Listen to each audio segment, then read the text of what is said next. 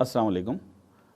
इंसानी फरीज़े के हिसाब से मेरा केसीआर साहब को ये मशवरा है कि वो इस उम्र में, इस गर्मी में घर में बैठे आराम करे, बजाय उसके केसीआर साहब सारा तेलंगाना फिरते हुए अपनी सारी एनर्जी मुसलमानों के वोटों को डिवाइड करने में लगा रहे हैं।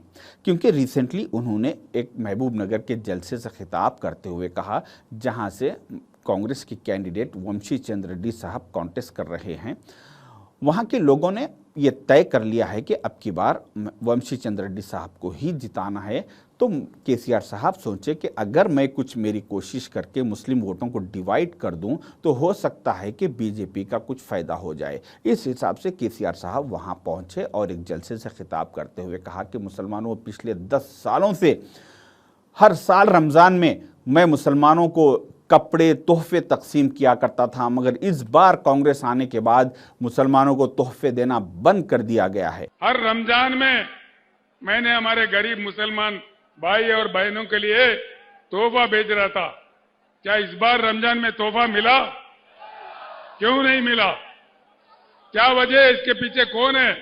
तो केसीआर साहब की इस बात में एक किस्म से सच्चाई भी है। सच्चाई ये है कि केसीआर साहब ये सोच के ये बात बोले कि मुसलमान एक जाहिल कौम है, इनको कानून नहीं मालूम, इनको इलेक्शन कोड नहीं मालूम, इलेक्शन के बारे में कुछ नहीं मालूम, इसीलिए मैं इनको बेवकूफ़ बना के निकल जाऊंगा। मगर केसीआर साहब, सारे लोग मुसलमान ये जानते हैं कि रमज़ान शुरू होने के 3 से 4 दिन के बाद, 5 दिन के बाद इलेक्शन लोकसभा का डिक्लेयर हुआ, इलेक्शन कोड आ गया, जिसकी वजह से सारे हिंदुस्तान के, शायद केसीआर साहब आपको मालूम या नहीं मालूम, इसलिए मैं आपको बताना चाह रहा हूं कि सारे हिंदुस्तान के सेंट्रल और स्टेट के गवर्नमेंट के सारे स्कीम्स को बंद कर दिया जाता है इलेक्शन के वक्त। इस वजह से अब की बार रमज़ान में कपड़े तकसीम नहीं किए गए।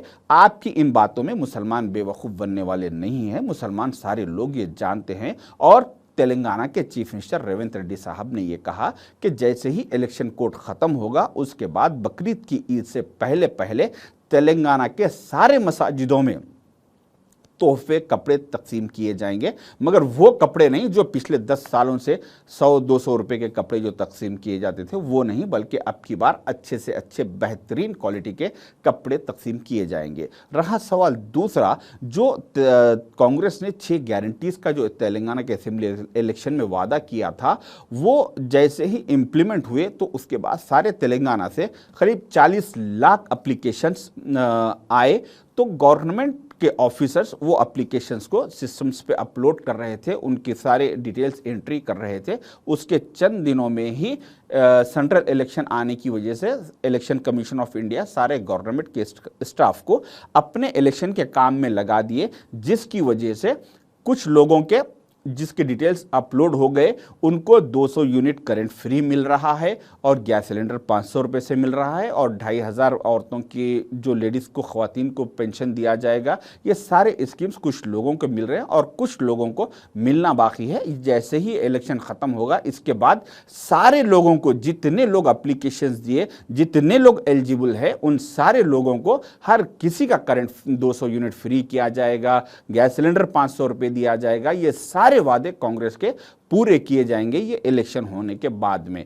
और साथ ही साथ राहुल गांधी जी ने भी एक बहुत बड़ा वादा किया, बहुत बड़ा ऐलान किया। हर गरीब महिला को सीधे बैंक अकाउंट में हिंदुस्तान की सरकार साल के 1 लाख रुपए देगी।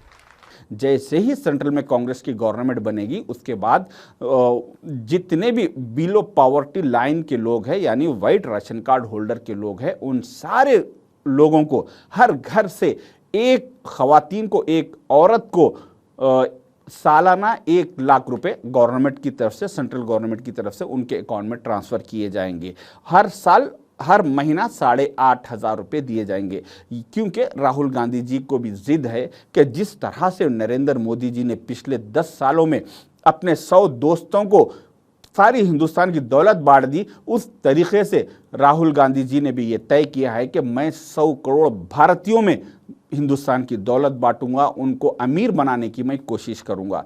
तो इसीलिए मेरे भाइयों, सोच समझ के काम कीजिए, केसीआर साहब की बातों में मत आइए। सारे हिंदुस्तान के हालात सुधरने वाले हैं इंशाअल्लाह, क्योंकि जैसे ही अगर कोई एक गरीब फैमिली में महीने के 8,500 रुपये अगर किसी गरीब लेडीज़ को मिलते हैं, ख़वातीन को, तो मैं समझता हूं कि उनके घर के तकरीबन आधे से ज़्यादा मुसीबत, परेशानी, टेंशन उनका ख़त्म हो जाएगा। तो ये 4 जून के बाद कांग्रेस गवर्नमेंट मिलने के बाद, ये राहुल गांधी जी का वादा है, ये नरेंद्र मोदी की कोई गारंटी नहीं है। तो आप लोगों को चाहिए कि कांग्रेस का साथ दीजिए।